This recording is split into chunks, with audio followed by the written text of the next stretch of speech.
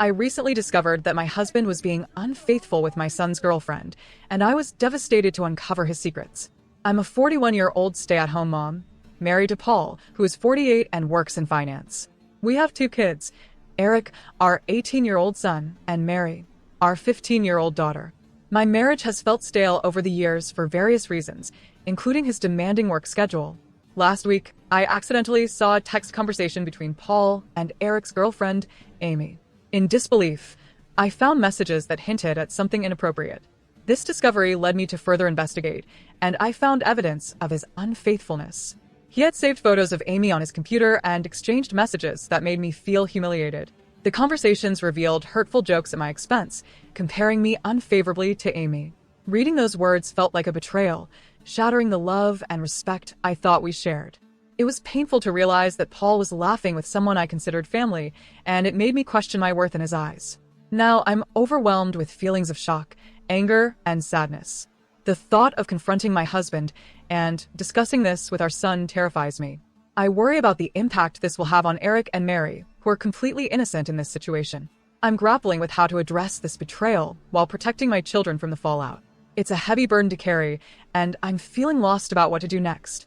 I haven't confronted my husband about this because I'm frankly scared of the domino effect. I don't know who to turn to first about this.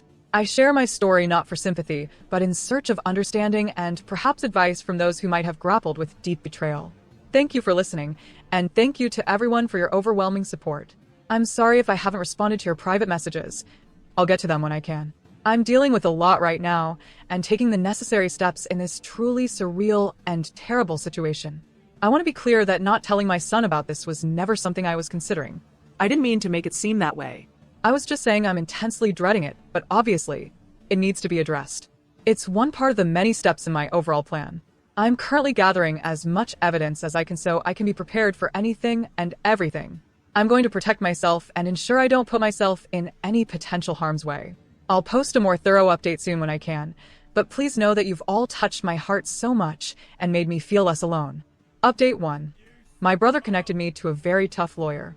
I saved screenshots of all my husband's conversations with Amy. I was only able to get the last 3 months from iCloud. The conversations were mostly flirty and inappropriate, and it was hard to stomach. I also saw several negative things said about me. His call history showed he talks with her for hours pretty consistently, and he uses dating apps. I took screenshots of his profiles and all of the active chats he has with his matches. It's very clear he uses a filter to seek out younger women. I copied all of his files from the computer. He goes on chat rooms and spends a lot of money on adult sites. I rummaged through every hiding spot I could think of in the house and found various items he had kept. I picked up Eric and Mary from school, and they could sense something was wrong. I delicately told them the entire situation, and I broke down crying. Mary had the most anger, even more than Eric. I met with Amy's mother and told her everything. She confiscated Amy's phone and gave me the entire chat log, which only dated back 3 months, almost as if they both deleted the messages at the same time. She told me Amy was upset when confronted and insisted that she and my husband are in love. It was clear my husband had taken advantage of her situation, making her feel she could rely on him. I confronted Paul over a video call. The moment I joined, my heart was racing. His face was flushed, and he looked agitated. I tried to keep my voice steady and told him we needed to talk about what was going on. Before I could say more, he interrupted me, insisting I didn't understand the context. I told him I had seen the messages, but he denied everything, becoming increasingly defensive. I realized I wasn't just dealing with infidelity, but with someone who could potentially be a danger to me and the kids. His reaction was alarming, and I decided to end the call. I immediately contacted my lawyer to discuss the urgency of obtaining a restraining order for my safety and the safety of my children. My lawyer is filing for temporary sole custody of Mary, and Mary is understandably very angry. She is reflecting on moments when she watched her dad interact with her friends, and it's painful for her. Eric, on the other hand, is strong and level-headed. He wants to see a therapist. We are both going to get tested, as there's no telling how many different women he's been involved with. Amy's mother has been in contact with me, and Amy has been threatening to run away with him. We made the authorities aware of everything. I plan on being completely unforgiving in this divorce. I want to reinvent myself and move on stronger than ever. Update 2. Thank you again for all the love and encouragement. It brings me comfort and means so much to me. I've received many comments and messages accusing me of faking the story, which oddly provides comfort because all of this feels unreal, even to me. It validates my own feelings that there are people out there who can't fathom this being true. I wish it were fake. I've been focusing on and worrying about how others are feeling, somewhat ignoring my own feelings, which I'm trying to change. I range from anger to numbness, like a light switch. We're all safe and still at my brother's house. We're very careful, and his house is secured. Paul has tried to call my cell phone several times a day. I am refusing to interact with him, and I will have my lawyer handle all correspondence. He scares me, frankly. My brother has a very secure house with an alarm system and deadbolt locks. We feel safe with him. Both my son and I got checked out and tested. It appears, so far, that we're both clean based on the immediate rapid tests, but in the coming days, we'll know for certain when the lab results come in. I'm not overly concerned. We've set up an appointment with a therapist for him next week, which I'm relieved about. He needs someone to talk to, someone professional who can help him navigate through this maze of hurt and betrayal he's found himself in. It's not just the betrayal itself, but who's behind it. His father, someone he looked up to, and Amy, who is practically part of our family. That's a lot for anyone, let alone an 18-year-old, to process. He's not himself right now, he seems a bit shell-shocked, and I am concerned he internalizes a lot. It's hard to get a read on what's going on in his head. Despite his own turmoil, Eric's concern for me has been touching, almost heart-wrenching. He often asks, "How are you holding up, Mom?" His voice carries a maturity that he shouldn't have at his age. It's clear he's trying to shoulder some of my burden too, to be strong for both of us, but I can see it's wearing on him. Every so often, I catch that look in his eyes, a mix of sadness and resolve that no child should have to bear towards their parents. He's not interested in corresponding with his dad at all. He only calls my cell phone and hasn't tried to contact Eric or Mary, which is both a relief and a deep cut. It's as if, with everything out in the open, he doesn't know how to face them or chooses not to. Eric doesn't seem interested in reaching out either. When I mentioned his dad the other day, there was a brief flash of something like anger or maybe pain in his eyes before he quickly masked it with neutrality. "I don't have anything to say to him right now," he said, and left it at that.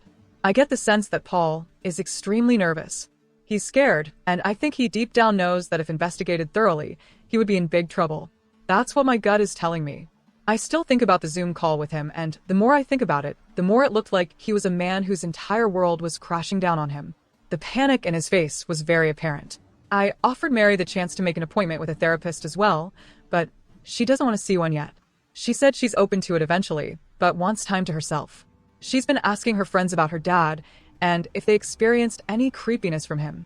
Her friends were open and honest with her, and apparently, they felt like he stared a lot and sensed his hovering presence whenever they were over. One of Mary's friends even mentioned feeling like he was checking her out. As for updates on Amy, which is the main reason I wanted to write this update, I completely agree that she is also a victim. Many people have emphasized this, and I agree. I've done everything I could to indirectly get her opportunities for help. I told her mother, and she's been updating me on everything. Unfortunately, Amy is still living in her deluded reality, and I can only pray that she'll eventually come to her senses. She doesn't want to see any doctors or therapists at all, and has been constantly trying to reach Paul because, again, she believes that they are in love. From what I've been told, she hasn't been able to get a hold of him, and he's been avoiding communication with her completely. Amy blames me for that, and believes I took away his devices, and am very controlling. Any truth that her mother tries to convey to her is met with conspiracy theories and hostility. Amy looks at me as a villain and still sees Paul through rose-colored glasses. Her mother showed her screenshots of his dating app profiles and matches, and she refuses to believe it, saying I photoshopped it. According to her mom, Amy keeps saying things like everyone is just mad because she found herself a real man, and that I'm jealous because she takes better care of him than I do. It's in line with some of the conversations I screenshot where Paul complains about things I don't do for him. Right now, she's insistent that she and Paul will be together in the long run. He's honestly a slimeball.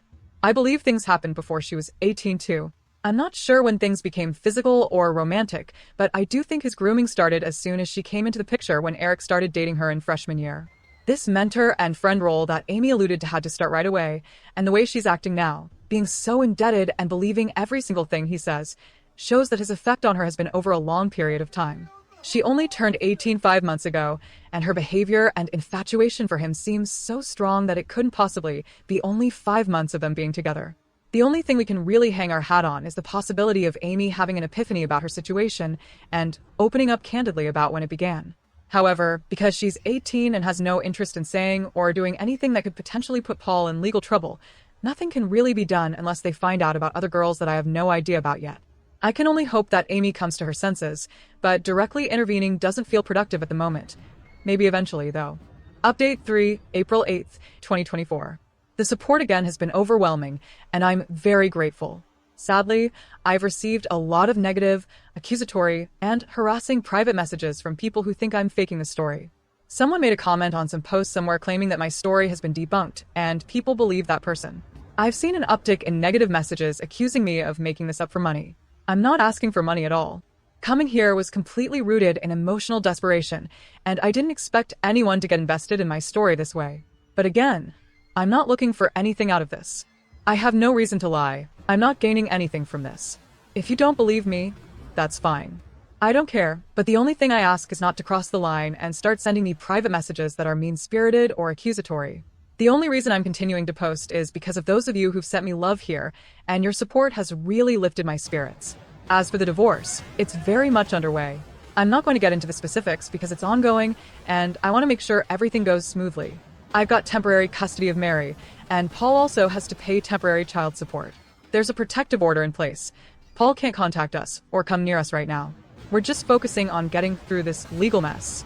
Again, I'm not getting into specifics because I don't want to mess anything up, but what I will say is that I'm very confident that there's overwhelming evidence against Paul that will get him in serious trouble and impact him for the rest of his life.